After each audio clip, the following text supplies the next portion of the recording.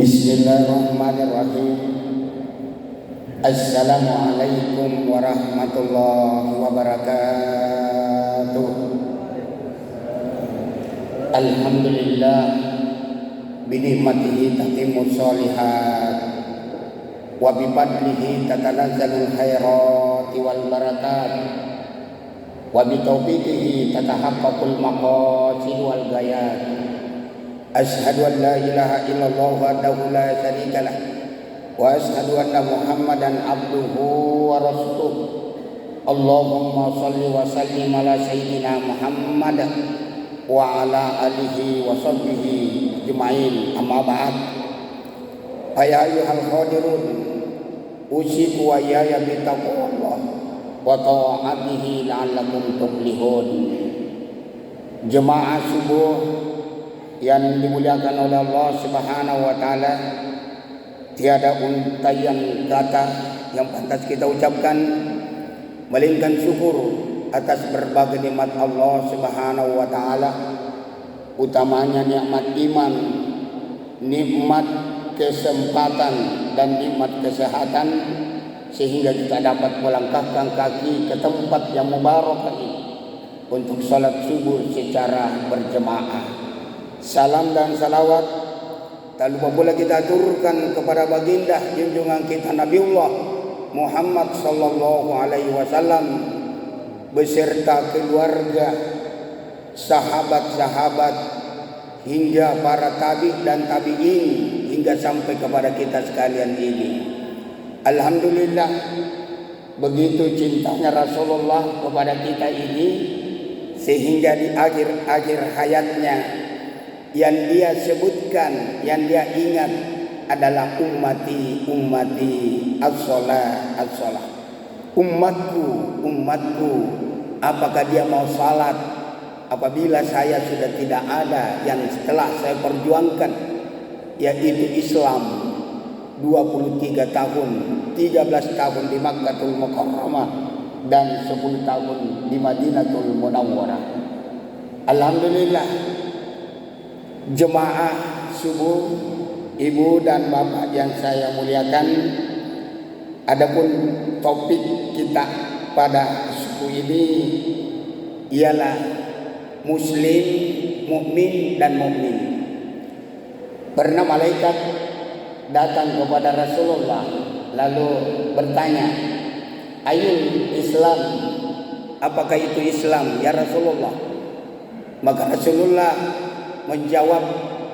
mengucapkan 2 kalimat syahadat, mendirikan salat, mengeluarkan zakat, berpuasa pada bulan Ramadan, naik haji bagi orang yang mampu. Jadi kalau ada orang Islam yang sudah melaksanakan kelima daripada rukun Islam ini, maka itu sudah alhamdulillah namanya muslim. Kemudian ditanya lagi, apa itu iman? Ayul iman ya Rasulullah. Iman ialah percaya kepada Allah, percaya kepada malaikat-malaikatnya, percaya kepada kitab-kitabnya, percaya kepada nabi dan rasul, percaya kepada hari kiamat, dan percaya kepada qada dan qadar atau takdir baik dan buruk.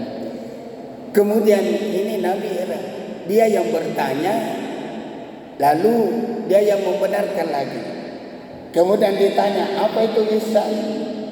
Ihsan ialah kita beribadah seolah-olah melihat Allah dan yakin kalau kita tidak mampu melihat Allah, maka Allah melihat kita.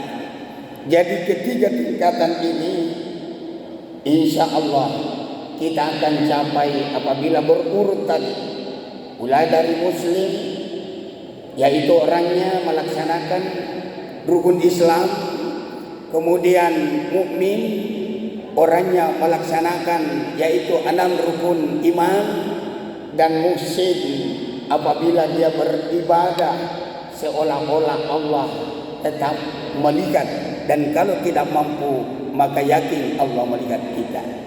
Jemaah subuh yang berbahagia, alhamdulillah, tingkatan inilah yang ingin kita capai. Karena kalau tingkatan ini kita tidak terlalu cinta dunia, Pak. Cinta dunia ini pasti akan paling tidak seimbang kalau sudah orang memiliki sifat-sifat yang namanya ihsan atau muhsin itu. Jadi ihsan, dia tidak akan berbuat lagi apabila tidak ada orang yang melihatnya tetapi yakin bahwa perbuatan ini perbuatan dilarang. Alhamdulillah, ini kita lakukan di bulan Ramadan, bahwasanya apa yang kita lakukan ini ibadah puasa. Kalaupun kita masuk di kamar dan bisa menikmati apa yang ada di dalam kamar, tidak ada orang yang melihat kita, tetapi yakin bahwa Allah melihat kita. Berarti ini sudah masuk tingkatan ihsan. Ini orang yang melakukan perbuatan-perbuatan yang melanggar, termasuk yaitu membohongi dirinya ataupun mengambil yang bukan haknya. Inilah perlunya sifat ihsan ini, karena walaupun tidak dilihat oleh atasan kita, tidak dilihat oleh orang lain, tetap Allah melihat apa yang kita kerjakan. Jadi kalau ini sifat muhsin yang kita miliki, insya Allah aman ini dunia, Pak. Aman ini, tidak ada lagi koruptor kalau ini sudah muhsin. Sebab yakin bahwa Allah mengawasi kita lewat malaikat-malaikatnya.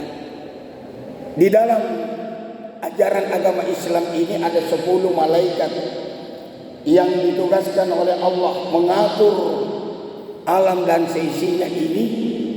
Pertama mulai malaikat Jibril, ini yang ditugaskan mengantarkan ayat-ayat Allah kepada hambanya, kepada nabi dan rasulnya.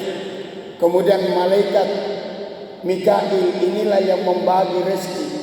Jadi persoalan kehidupan kita ini, apakah BBM naik, apakah minyak goreng mahal atau langka, ini ujian bagi kita. Karena yakin tidak ada makhluk yang melata di muka bumi ini melainkan rezekinya ditanggung oleh Allah. Wa ma min dabbatin fil ardh illa 'ala Allahi rizquha. Nah, inilah tugasnya tadi malaikat Mikail. Kemudian malaikat yang ketiga adalah Israfil, ini yang belum ada tugasnya ini karena ada 3 kali saja ini tiupan sangkakala atau meniup sangkakala ini. Kemudian tiupan kedua dan ketiga, hanya 3 kali dia bertugas ini Mikail. Kemudian sekarang ini yang paling banyak ini kita dengarkan adalah malaikat, yaitu Israel. Ya, Israel inilah yang mencabut roh. Ya, jadi pernah didatangi Nabi kita Muhammad sallallahu alaihi wasallam oleh pencabut roh ini. Dia menyamar sebagai manusia, lalu ditanya anaknya Aisyah, kata Aisyah, ini kita punya tamu. Dia bilang tidak, wahai Rasulullah, inilah malaikat yang mencabut nyawa atau yang memisahkan antara kenikmatan dunia dan kenikmatan yang lainnya. Lalu ditanya, wahai malaikat, apa gerangan kamu hadir atau datang ke rumah saya? Maka malaikat menjawab, hanya satu ya Rasulullah, untuk mencabut nyawa. Lalu Rasulullah kembali bertanya, apa yang engkau telah persiapkan untuk mencabut nyawa saya? Dia bilang, ya Rasulullah, seluruh penjaga pintu langit ini sudah dibuka dan bersiap-siap untuk menjemput roh. Apalagi dia bilang semua dihiasi di taman-taman yang ada di dalam surga ini. Lalu Rasulullah bertanya, saya gembira kalau sudah begitu, tetapi saya tidak mau dicabut rohku kalau saya tidak mendengarkan bagaimana keadaannya nanti umatku yang setia kepada ajaran agama Islam. Lalu dia juga menyampaikan, ya Rasulullah, umatmu yang taat kepada Allah dan pada Rasulnya juga sudah dipersiapkan yang terbaik buat umatmu. Jadi kita ini alhamdulillah sudah dipersiapkan ini. Makanya Rasulullah menyampaikan, kullu ummati dahalal jannah illa man abah. Setiap umatku akan masuk surga kecuali yang tidak mau. Alhamdulillah di bulan Ramadan ini kita sudah laksanakan tadi. Muslim yang baik harus lengkap, kemudian mukmin, yakin dan percaya, kemudian ihsan. Ini kita beribadah karena ada malaikat ini, Pak. Jadi sudah keempat tadi yang mencabut roh, kemudian raqib. Nah, ini yang mencatat. Ini yang ada, kita tidak ragu-ragu. Saya masih mengingat, Pak, yaitu panglima kita di sini dulu, Nana Narundana, dia katakan waskat pengawasan melekat, yaitu raqib dan atid. Ini tidak bisa kita abaikan karena ini adalah petugas Allah yang akan mencatat amalan-amalan ibadah kita ini. Hadirin sidang jemaah subuh yang dimuliakan oleh Allah. Maka dari itu sesudah raqib dan atid ini tentu mungkar dan nakir. Orang yang menjalankan perintah Allah, hablum minallahnya bagus, wa hablum minan nasnya bagus, maka juga tugas mungkar dan nakir akan cepat karena dia tanya kita, marabbuka, siapa Tuhanmu, dan seterusnya pasti bisa dijawab oleh orang-orang yang tadi ini muslim, mukmin dan muhsin. Maka dari itu alhamdulillah sesudah ini mungkar nakir, malik, penjaga neraka. Apa itu neraka? Adalah tempat yang disediakan bagi hamba-hamba Allah yang ingkar, atau orang-orang yang ingkar kepada Allah dan Rasulnya. Itulah yang disediakan tempat oleh Allah yang disebut dengan neraka. Kemudian yang ke-10 adalah surga yang dijaga oleh malaikat Ridwan. Surga adalah tempat yang diciptakan oleh Allah buat orang-orang yang beriman dan bertakwa kepada Allah, taat kepada Allah dan taat kepada Rasulnya. Itulah tempatnya orang-orang yang seperti ini. Jemaah subuh yang dimuliakan oleh Allah Subhanahu wa taala. Maka dari itu alhamdulillah kalau kita sudah berislam dengan bagus, maka naik derajatnya lagi, yaitu mukmin atau beriman. Iman ini ada 3 syaratnya. Al-imanu qaulun bil lisan, wa aqdun bil qalbi, wa amalu bil arkan. Kalau Islam tadi sudah mengucapkan 2 kalimat syahadat, sudah itu intinya. Kalau beriman ini harus 3, diucapkan dengan lidah, dibenarkan dalam hati, dan diamalkan oleh anggota tubuh ini. Al-imanu qaulun bil lisan wa aqdun bil qalbi wa amalu bil arkan. Jadi gampang sekali kita bedakan. Karena ada orang dia katakan, saya ini beriman kepada Allah, tapi bagaimana pelaksanaannya? Bagaimana ibadah puasanya? Bagaimana salat fardunya? Ya itu namanya. Jadi kalau diucapkan bahwa tidak ada Tuhan yang kita sembah selain Allah, maka aplikasinya di dalam kehidupan kita harus sesuai. Hadirin sidang jemaah subuh yang dimuliakan oleh Allah Subhanahu wa taala. Jadi iman, percaya. Iman artinya yakin. Iyyaka na'budu wa iyyaka nasta'in. Kepadamu lah kami menyembah dan hanya kepada Engkau lah kami memohon pertolongan atau doa. Maka dari itu alhamdulillah, setelah kita lewat dari iman ini yang paling tinggi ihsan. Alangkah ruginya ini kalau kita sudah orang-orang tua seperti ini, kepala 5 ke atas, baru keyakinan kita ini tidak sampai isya. Jadi bahkan denyut jantung kita ini Allah yang menjaganya. Napas yang keluar masuk ini tentu Allah yang menjaganya. Lalu bagaimana usaha kita? Tentu ala bizikrillah tatmainnal qulub, hati yang selalu mengingat Allah Subhanahu wa taala. Baik dalam keadaan duduk, berdiri, berbaring, tetap selalu mengingat Allah Subhanahu wa taala. La ilaha illallah Muhammadar Rasulullah.